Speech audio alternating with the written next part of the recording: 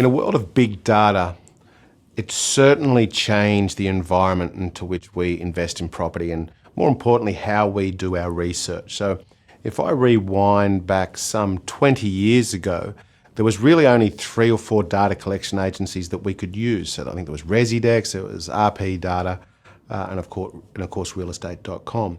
But the way that we really searched for our properties was more about walking the street and visiting the individual real estate offices or getting the paper and sitting there and circling the houses that we were interested in, then starting to do our diligence that way. But along comes data and the advent of technology and how fast we've managed to perfect this data collection.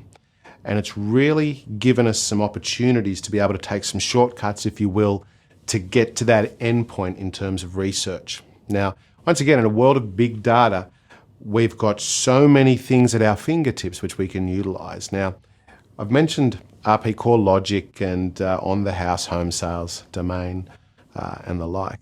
They're really, really good platforms to give you a lot of free information. Now, clearly we know what the price is, if there is a price. We can do 3D floor plans. We can have a look at the individual photos. Sometimes there's even videos or professional videos on there.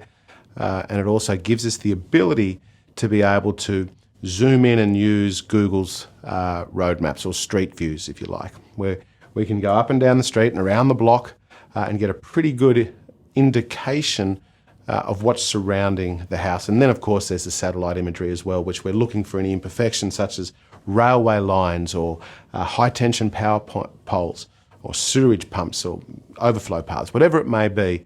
We've got the ability now to be able to really dial in the information that we require. But having said all of that, I'm still a massive fan of ground truth. In fact, nothing beats ground truth. The data's really, really good, but it should only be used as an indication in the direction to which you should go. You shouldn't bet the house, so to speak, on actual data alone. So once you've got some indication of where you should be going, start to dig deep on the ground truth components. So here are a couple of things that when we go to an area, especially in its beginning stages, when we're trying to identify a potential investment area, and we've already gone through the data and it's steered us in this particular direction, here are some things that we like to look at that gives us perhaps an opportunity to overlay ground truth over the data numbers that we have. And the very first thing is actually shopping centres. Now, we actually go to the shop. I'm not talking about where they are or how many there are or how big they are even, but more about who's in the shopping centre. Now, as general and simple as this sounds, by actually going to the local shopping centre, walking through the car parks to see how full it is, the type of cars that are there, and then into the actual shopping centre, sitting in the coffee lounge and just observing can actually pay massive dividends for you. You'll get to see how much money generally is being spent in the shopping centre because that's a component of perhaps disposable income. You'll get to see the type of things that are being purchased, and of course you'll get to see the demographic as well. Now the next thing we like to look at is actually the real estate agent. So back to the future, if you will, where we go to the individual real estate agents and have a conversation with them. Because the one thing data lacks is actually relationships. Data's just very clinical, it's black and white. And at the end of the day, real estate is still a people industry. So we like to have that communication one-on-one, face-to-face with the real estate agent. And there's some really good bits of information that you'll get out by creating these relationships. So we're creating a relationship with the real estate agent now, and here are some of the bits of information that you're going to be looking for them to provide you. And the very first thing we like to look at is the actual vacancy rate. Now, on one hand, we've got our data that's telling us that the general vacancy rate is, let's call it 3% for an area.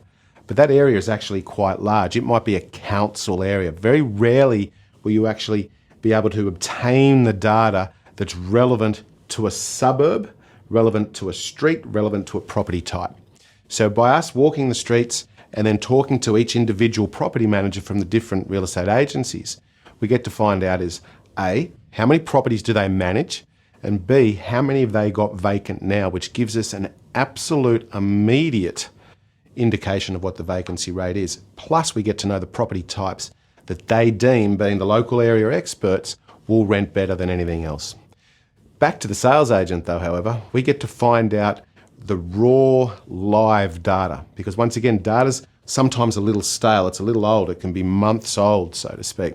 By talking to the agent, we're getting real-time data in terms of days on market, important factor, types of properties that like to be rented, or the most fluid, liquid types of property sales in the different areas. So it gives us a really, really good indication of where and what we should do next once we've created the relationship. And the third one is, and it's not limited to, but the third one is actually comparing comparables, apples for apples.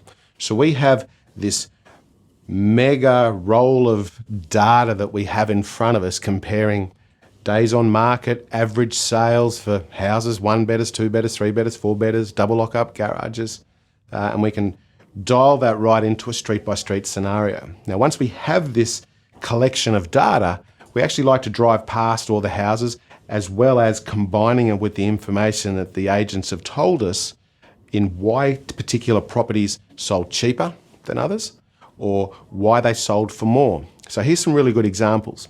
Often when you read data, you'll see these out-of-line sales. Now, let's assume that that out-of-line sale is, the average for the area is 500,000, but there's 2 or 3 properties that have a sprinkling of sale results of 400,000 with a $500,000 average.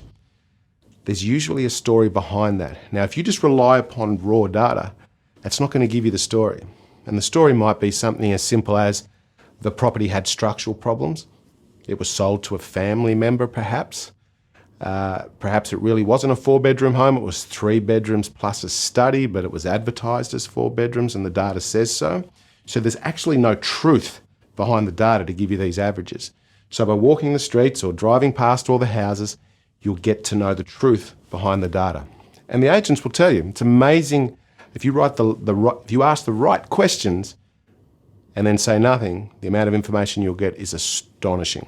But it's all come back to the relationship, absolutely important. So, in closing, data is a great indicator of where you should go, but it's certainly not the be-all and end-all.